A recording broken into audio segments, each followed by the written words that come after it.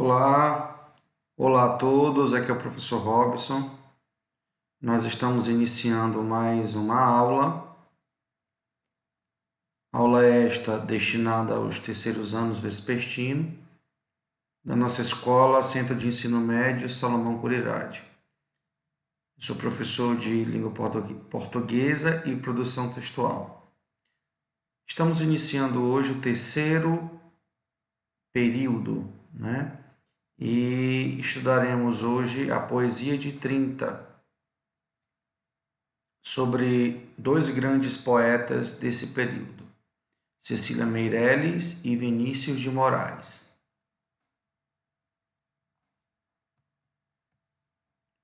Primeiramente, é importante nós entendermos sobre o contexto histórico dessa geração de 30, que também é conhecida como a segunda geração do modernismo brasileiro. Essa fase é a fase mais madura, é a fase em que os poetas, os escritores e autores desse período, eles já estavam, de certa forma, com o seu trabalho mais amadurecido. É conhecido também como o ápice da poesia brasileira. É nesse período, os autores da geração de 30 ou da poesia de 30 são os expoentes e os nomes mais conhecidos da nossa literatura brasileira. Daqui a pouco vocês vão perceber que são nomes que são familiares, né? Você já conhece, já deve ter ouvido falar desses diversos nomes por aí. É uma abrangência temática em virtude da racionalidade e questionamentos que norteavam o espírito desta geração. A geração de 30, uma geração que utilizava dando destaque aqui essas duas características no contexto histórico, né? A racionalidade, utilizando sempre trabalhando com questões atuais, sempre dando mais ênfase na razão do que na emoção, e os questionamentos. Questionamentos esses sobre todos os aspectos possíveis, sobre a sociedade, sobre a vida, sobre a família, sobre a morte. Então, questionamentos que faziam parte do espírito dessa geração de 30. Quais são as características da poesia de 30?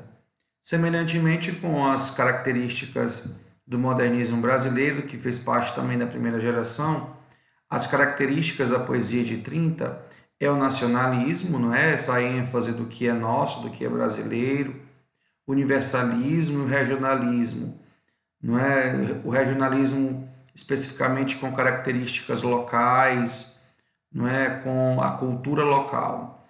A realidade social, cultural e econômica, que foi um marco dos poetas desse período. Porque a nossa literatura, antes do modernismo, ela estava mais voltada para o estrangeiro. A partir daqui, a partir do modernismo, os autores se preocuparam em trabalhar mais a realidade social, cultural e econômica brasileira. A valorização da cultura brasileira, um aspecto muito importante também da poesia de 30, valorizar aquilo que é nosso, valorizar aquilo que faz parte do povo brasileiro, as diversas etnias, as diversas culturas existentes no nosso país. A temática cotidiana e a linguagem coloquial, dando um destaque aqui para a linguagem coloquial. A linguagem coloquial, né, diferentemente da linguagem culta que predominou em outros momentos literários, é aquela linguagem mais informal, aquela linguagem que faz parte do cotidiano, do nosso cotidiano, aquela linguagem que nós utilizamos numa conversa informal com os nossos amigos. Então, os autores e os poetas desse período, eles utilizaram bastante essa linguagem coloquial. E também é uma característica da poesia de 30 o uso de versos livres e brancos. Quais são os principais autores da poesia de 30? Os dois autores que nós estudaremos nessa primeira aula, nós estudaremos sobre Cecília Meirelles e na próxima aula sobre Vinícius de Moraes. Tá? Mas quais são os principais autores da poesia de 30? Além desses dois expoentes, que nós estudaremos. Também existem Carlos Drummond de Andrade, um nome famosíssimo, um dos maiores expoentes da poesia, da literatura brasileira. Com certeza vocês já devem ter ouvido falar do Drummond, Mário Quintana, Murilo Mendes e Jorge Lima. Então, esses são os principais autores da poesia de 30.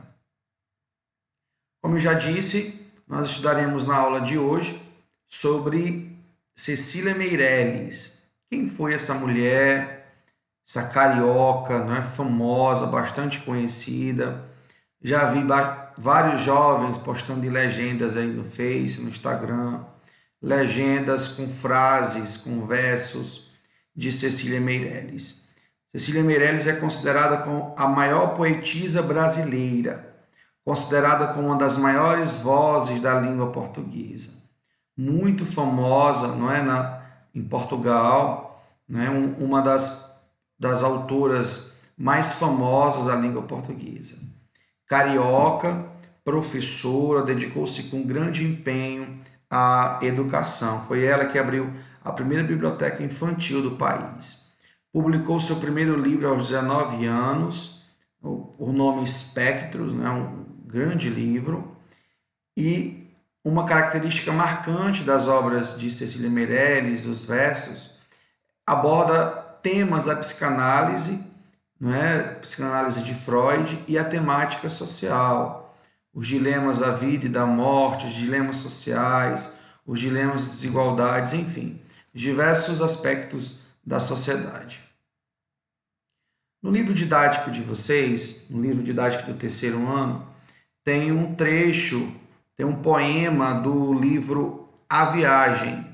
O nome desse poema é Motivo. Eu vou ler para vocês. Se desmorono ou se edifico, se permaneço ou me desfaço. O início é aqui, gente, teve um erro. Vamos lá. Eu antecipei aqui um slide. O primeiro slide do poema é Motivo, este aqui. Eu canto porque o instante existe e a minha vida está completa. Não sou alegre, nem sou triste, irmãos das coisas fugidias. Não sinto gozo, nem tormento, atravesso noites e dias no vento. Se desmorono ou se edifico, se permaneço ou me desfaço. Não sei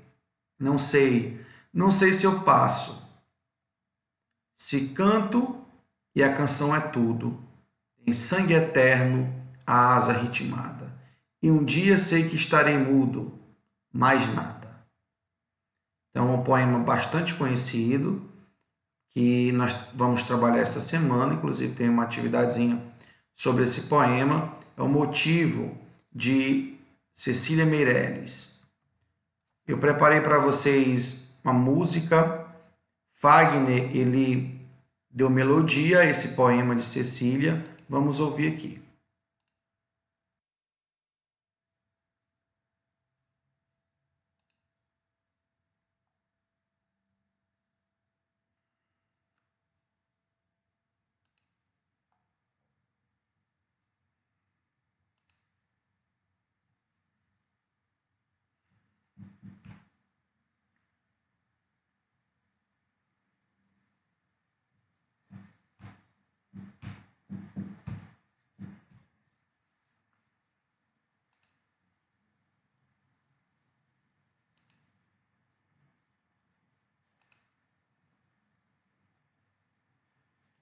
Nem sou triste, sou poeta. Nem sou triste, sou poeta.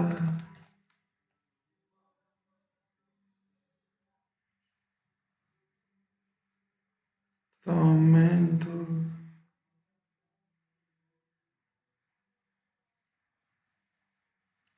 no vento. Fico, permaneço ou me desfaço. Não sei passo.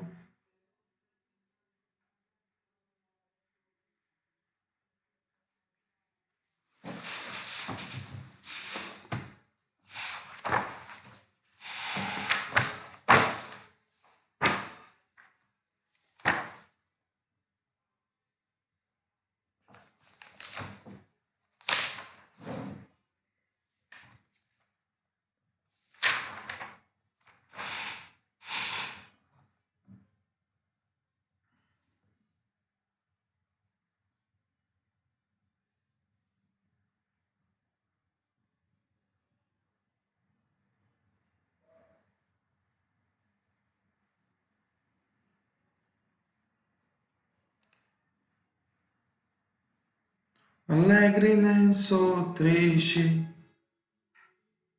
sou poeta.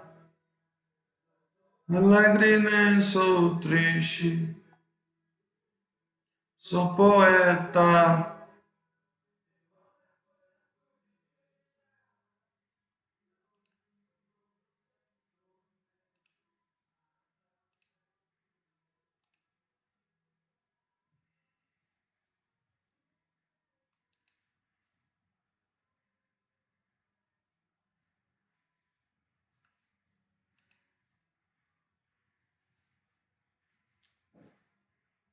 Se fico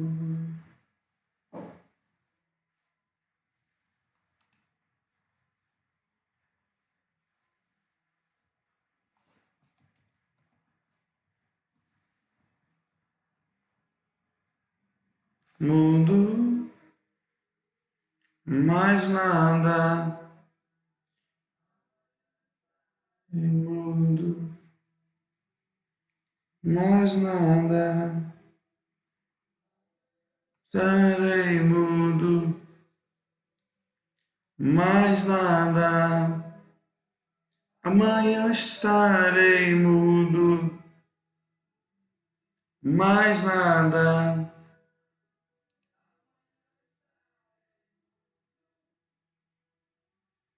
Mais nada. Então é isso, gente. Até ajudei aqui um pouquinho o Fagner, né? Vamos lá. Vamos fazer uma análise do poema Motivo, quando Cecília diz o seguinte: eu canto porque o instante existe. Que canto é esse que o eu lírico se refere? Esse canto é o canto poético, ele é a própria vida. Ela compara a sua vida, a poesia, o ato de escrever poemas e poesias como cantar, como a música. E ela afirma que eu canto porque o instante existe, ou seja, produzo poemas, eu faço uma poesia porque o instante existe, porque a vida existe.